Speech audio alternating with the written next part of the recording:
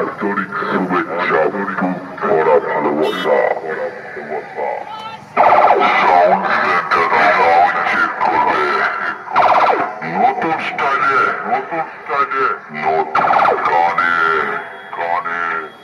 আর sound সেন্টারের উন্নতি দেখে যেসব সাওয়ার ফেটে যাচ্ছে তাদের আরো ফাটাবো, তাদের আরো ফাটাবো।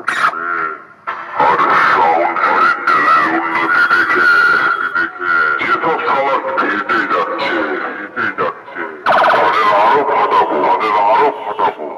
বুঝলে,